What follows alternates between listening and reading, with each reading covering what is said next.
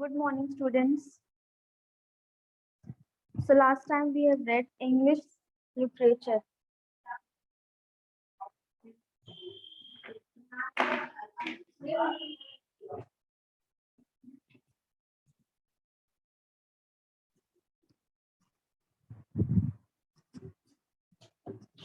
Okay.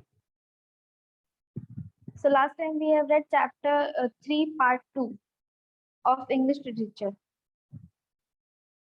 The Black Aeroplane. Okay.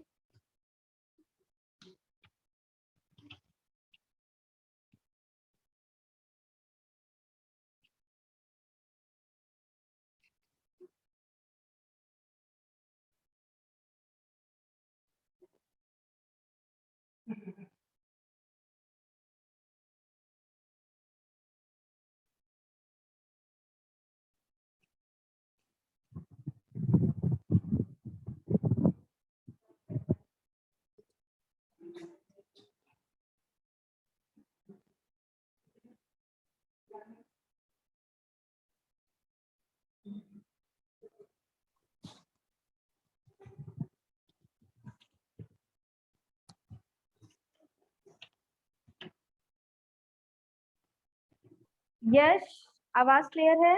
Good afternoon, ma'am. Yes, ma'am. Good afternoon, ma'am. Good afternoon.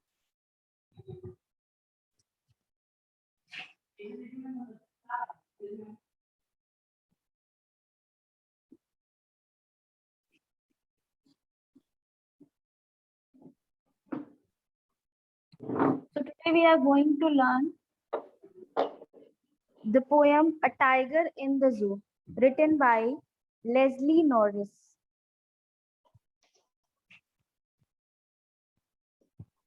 So let's start the poem. He stalked in his vivid style. अब देखो पहले poem पढ़ने से पहले इसका जो introduction है वो पढ़ लेते हैं. This poem contrasts a tiger in the zoo with the tiger in its natural habitat. तो contrast का मतलब जानते हो? Contrast का मतलब क्या होता है कि जैसे दो अलग अलग चीजें, जैसे कि एक ब्लैक है तो एक व्हाइट, मतलब उसका कॉन्ट्रास्ट. आपने सुना होगा ना, आजकल बहुत कपड़े ऐसे चले हैं कलर कॉन्ट्रास्ट के.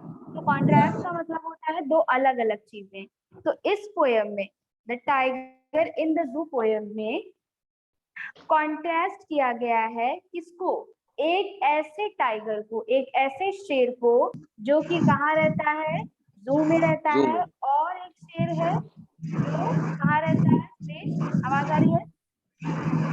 Yes, ma'am. Good afternoon, ma'am. Good afternoon. So हम लोग आज पोएम पढ़ रहे हैं अ टाइगर इन द जू. निकाल लीजिए. Yes, ma'am.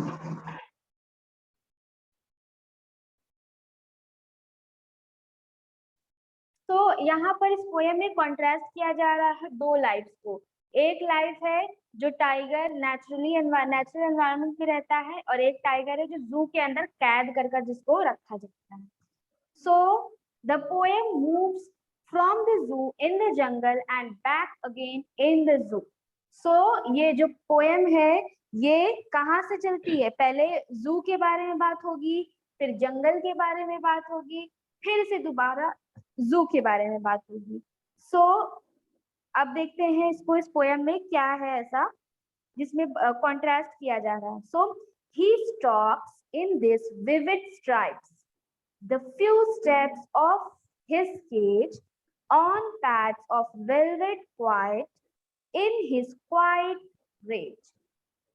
So अब he stalks, यहाँ पर he कौन है बताइए? He stalks. He किसके बारे में कहा जा रहा है? मैम लायन के बारे में. टाइगर के बारे में. टाइगर जो होता है उसकी बॉडी पर कैसी होती है? स्ट्राइप्स होती है ना. कलर Yes, कैसा ma'am, होता है black, टाइगर का? येलो येलो black होता stripes होती है हैं. ना. उस पे ब्लैक ब्लैक स्ट्राइप्स होती हैं.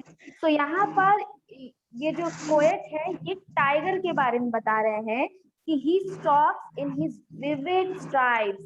आपने देखा होगा वीडियोस में या फिर जू कभी गए होगे तो जो शेर को जब पिंजरे में रखा जाता है, केज में रखा जाता है, तो वो स्टॉक करता है. स्टॉक करना मतलब घूरता है, गुस्साता है ना, लोगों को देखकर, जो उसके आसपास लोग रहते हैं उनको देखता रहता है, स्टॉक करता रहता है। तो बोल रहा है he stalks in his vivid type the few steps in his cage. अब केज कितना बड़ा होगा, जंगल के जितना तो बड़ा होगा नहीं, छोटा सा ही केज होगा।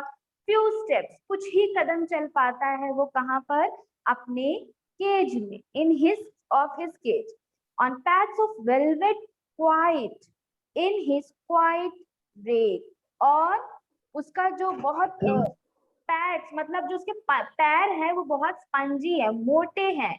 सो उसको वो, उसके जो नरम नरम वेलवेटी जो पैर हैं, पॉज हैं, उनको वो धीरे धीरे, क्वाइट रेग मतलब धीरे धीरे, चुपचाप अपने पिंजरे में उसको रख रहा है। आप कभी देखोगे ना टाइगर को, तो बड़े ही एकदम एलिगेंटली वो चलता है, बड़े धीरे धीरे कदमों को रखता है। He should be lurking in shadow. He should be lurking in shadow मतलब वो जो शैडो मतलब होता है कि जैसे जो परछाई होती है ना, छुपने की जगह जो होती है, जहां पर आप छुप सकते हो। लर्किंग का मतलब होता है कि किसी चीज की आड़ में छुपना। So he should be lurking in shadow, sliding through long grass.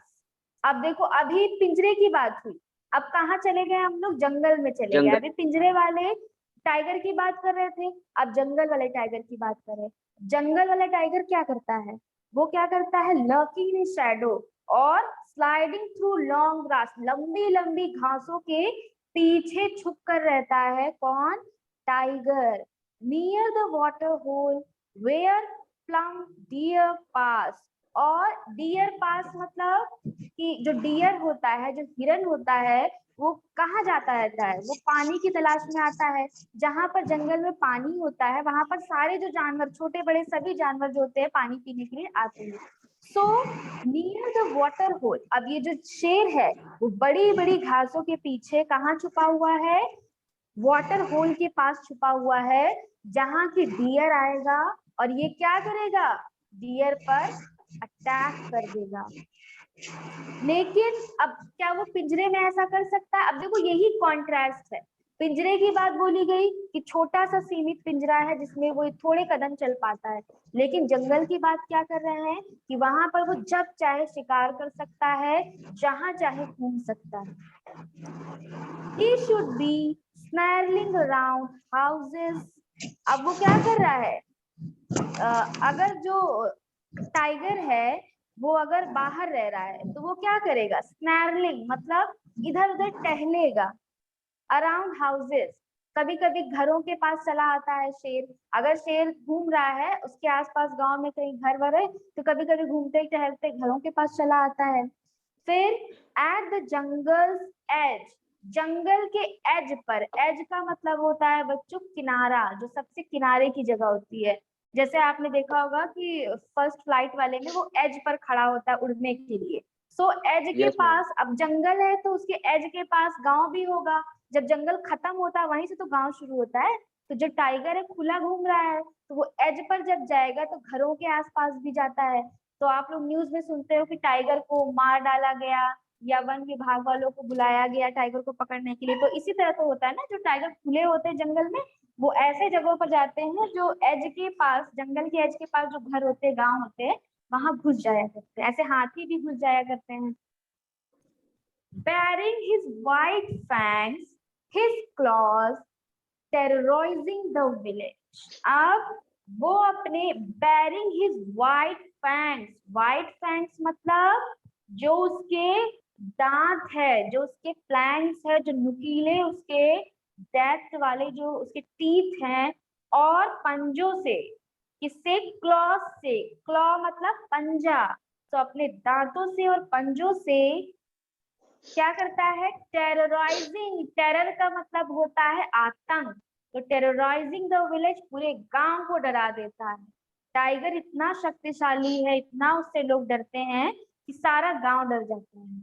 Next देखिए, but he is locked in a concrete cell. अब ये फिर से जू की बात हो रही है कि लेकिन अभी इस बाघ के साथ क्या हुआ, ये जो बाघ जो जू में है, इसकी जो नेचर है इसका कैसा है, घूमने वाला, राज करने वाला, जंगलों में भटकने वाला। लेकिन अभी इस बेचारे के साथ क्या हुआ है, he is locked in a concrete cell. वो पिंजरे के अंदर बंद है, कंक्रीट के एक पिंजरे के अंदर बंद है। और वो जो सीमेंट की जो कंक्रीट की मजबूत दीवार है, उसके पीछे वो अपने आप को बड़ा कमजोर फील कर रहा होगा। He stands behind bars। उसकी पूरी जो ताकत जेल। है, इतना जो शक्तिशाली है, वो कहाँ पर उसकी ताकत कैद हो गई है, जेल जेल में। के अंदर, बार के अंदर। Stalking the length of his cage, ignoring visitors। सो उसको देखने के लिए दूर दूर से लोग आ रहे, विजिटर्स मतलब जो टूरिस्ट हैं, जो लोग हैं बाघ को देखने आ रहे हैं, वो सब उन लोग से, मतलब कि वो उनको डराने की, स्टॉक करने की कोशिश कर रहा है, परेशान करने की कोशिश कर रहा है। लेकिन वो बिल्कुल ही हेल्पलेस है। उसकी जो इतनी महान शक्तियां हैं, पावर्स हैं, वो उस पिंजरे में कैद होने की वजह से बिल्कुल खराब, बिल्कुल कोई काम की नहीं उसकी ताकत। और वो अभी क्या कर रहा है, अब वो एकदम थक चुका है, अब उसको कोई फर्क नहीं पड़ता। इग्नोरिंग विजिटर्स, अब वो भूल चुका है कौन उसको देखने आ रहा है, क्या है, कौन है, किसी को उसको कुछ नहीं फर्क पड़ रहा है। Next stanza, he hears the last voice at night। So poet कह रहे हैं कि जो टाइगर है वो लास्ट जो नाइट है वो सुन रहा है द पेट्रोलिंग कार। पेट्रोलिंग मतलब जो ऑफिसर्स होते हैं, उनकी जो गाड़ियां होती है ना, रात में जब वो लोग निकलते हैं, गश्त लगाते हैं, चेक करते हैं कि सब कुछ ठीक है कि नहीं, तो उनका जो लास्ट जो आवाज है वो उनकी सुन रहा है वो। And stars with his brilliant eyes, और सितारों को देख रहा है, अपनी आंखों से चमकते हुए सितारों को देख रहा है। और एट द ब्रिलियंट स्टार, और सुंदर सुंदर सितारों को देख रहा है। लेकिन ये वाला जो जो टाइगर पिंजरे में कैद है, इसको मतलब ऐसा करना चाहिए था। इसकी जो लास्ट वॉइस होती वो जो पेट्रोलिंग करते उनकी होती, ये रात में सितारों को देखकर सोता, खूब खुले आसमान में घूमता। लेकिन ऐसा कुछ भी नहीं है, वो अभी पिंजरे में कैद है और कुछ भी नहीं कर सकता। सो ये आपका जो पोएम है ये वाला यहीं से एंड होता है। इसी चैप्टर में दो और पोएम्स हैं, एक एक बार उनको भी देख लेते हैं। The tiger the panther. Book है आपके पास? Yes. Yes ma'am.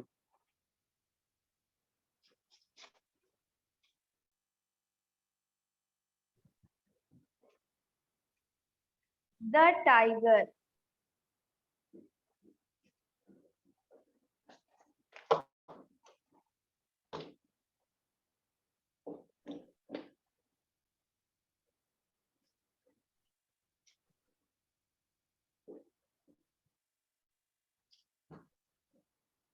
So the tiger behind the bars of his cage growls। growls मतलब गुर्राता है, जो कि पीछे है पिंजरे के। The tiger behind the bars of his cage snarls। snarls मतलब बहुत ज्यादा आवाजें निकाल रहा है, जेस्चर्स कर रहा है कि उसको बाहर निकलना है। The tiger behind the bars of his cage roars। दहाड़ रहा है। Then he thinks, तब वो सोचता है, it would be nice not to be behind bars all the time। कितना अच्छा होता कि मैं इस पिंजरे से बाहर होता। Because they spoil my view। मतलब दे कौन, लोग जिन्होंने मुझे कैद किया है, ये लोग मेरा व्यू जो है, यानी कि मैं जो देख पा रहा हूँ उसको बिल्कुल खराब कर दे रहे। मतलब जो जंगल में मैं खुले आसमान में घूमता, बड़ी बड़ी ग्रास के पास घूमता रहता, और पानी का जो बड़ा सा पॉन्ड होता वहां जाता, तो ये सब चीजों को, ये व्यू जो था सुंदर सुंदर, ये सब इन लोगों ने मेरा छीन लिया है। I wish I were wild not on show. काश कि मैं जंगल में होता, काश मैं इस शो में ना होता। ये जो टाइगर का, बहुत सारे ऐसे लोग होते हैं ना, टाइगर का शो दिखाते हैं, टाइगर को मतलब कैद करके उसको नहीं सर्कस में ले जाते हैं, तो वो सब मैं चीजों सर्कस से में। मैं मुक्त होता। हाँ, उन सब चीजों से मैं मुक्त होता और मैं अपना जंगल में फ्री घूम रहा होता। But if I were wild hunters might shoot मी। लेकिन अगर मैं जंगल में होता तो हो सकता है कि जो शिकारी लोग है वो मुझे मार देते हैं। तो मतलब कई तरह की बातें सोच रहा tiger. But if I were wild, food might poison me. क्या पता मैं जंगल में से घूमता रहता और कुछ जंगली चीज खा लेता, जहरीली चीज खा लेता, जिससे मुझे तकलीफ होती। But if I were wild, water might drown me. क्या पता जंगल में मैं पानी में डूब के मर जाता। देन ही स्टॉप्स थिंकिंग, और फिर वो सोचना बंद कर देता है। The tiger behind the bars of his cage growls. मतलब कि टाइगर जो है वो इंसानों की तरह हो गया है। पोएट यहाँ पर बता रहे हैं जैसे हमारा जो इच्छाएं होती हैं कभी खत्म नहीं होती।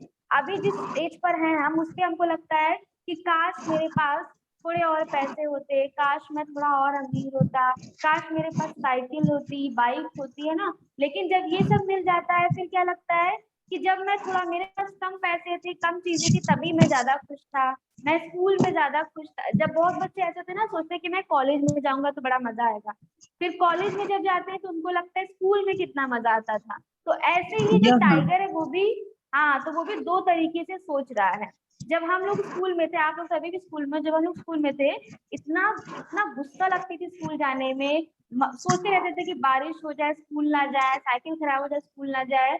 और अभी जिसको देखो स्कूल के भी जो फ्रेंड्स है वो भी सब यही कहते हैं कि स्कूल वाली लाइफ ज्यादा अच्छी थी। जबकि हम याद करते हैं तो उस समय भी बड़ा गुस्सा आता था स्कूल जाने में।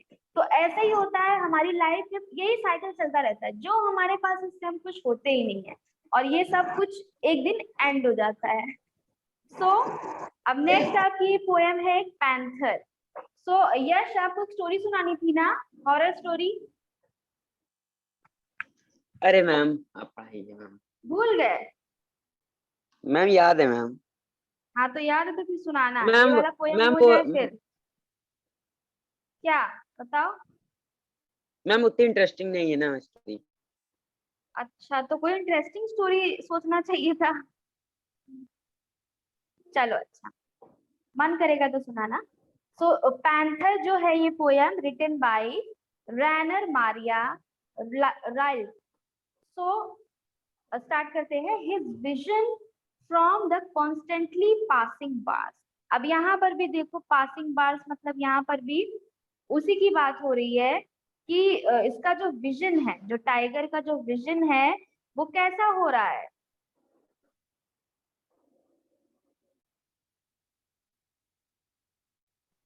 कॉन्स्टेंटली पासिंग बार्स मतलब जो बार है, जो पिंजरा है, उससे पास करके वो देख रहा है लोगों को। उसको कैद करके रखा गया है, उसको शो में रखा गया है, लेकिन वो क्या कर रहा है, अपने बार्स के थ्रू वो बाहर देख रहा। कॉन्स्टेंटली मतलब लगातार। has grown so weary that it cannot hold anything else। मतलब अब उस इतना ज्यादा वो देख रहा है कि अब वो थक चुका है।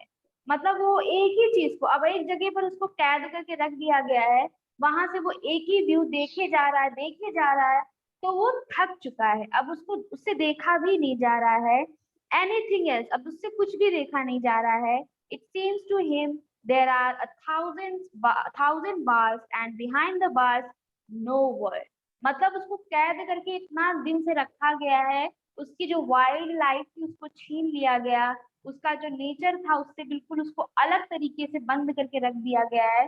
तो वो जो पैंथर है वो थक चुका है इस बार में बैठे बैठे। अब उसको कुछ भी यस देखना मैम। नहीं है, उसको ऐसा लग रहा है कि अब इसके अलावा कुछ भी नहीं है, ये जो बार है बस यही पूरी जिंदगी देखना है, और इसके अलावा कोई दुनिया ही नहीं है।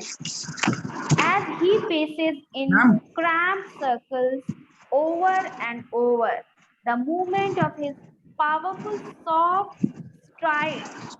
strides का मतलब यहाँ पर है मैम छलांग लगाना। हाँ बोलो। मैम ये यस मेरा मतलब पैंथर की स्टोरी है। ये पोएम है पैंथर।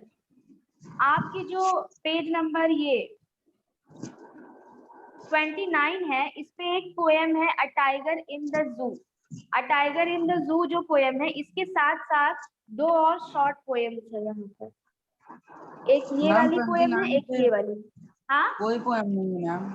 29 पे तो कोई पोएम नहीं है मेरी। कैसे नहीं है? 31 पे होगी मैम, 31 पे होगी। हाँ देख लो, पेज अलग अलग हो सकता है ना बुक्स का। हाँ 31 पे। यस मैम मिल गई, थैंक यू मैम। हाँ, तो टाइगर इन द जू हमने पढ़ लिया है। और द टाइगर भी हमने पढ़ लिया है। Now we are Yes, ma'am. Reading the panther written by Rainer Maria Rilke. तो पहला लाइन जो यही था कि जो टाइगर है वो कॉन्स्टेंटली सलाखों के बाहर देखता जा रहा है और उसकी जो आंखें हैं लगातार ताकते ताकते थक चुकी हैं, क्योंकि वो बहुत टाइम से वहां पर कैद है और वो एक ही चीज देखे जा रहा है।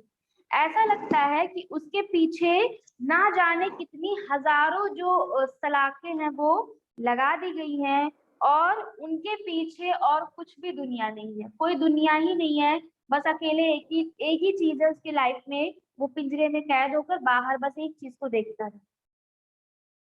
नेक्स्ट लाइन है as he paces he cramped circles over and over.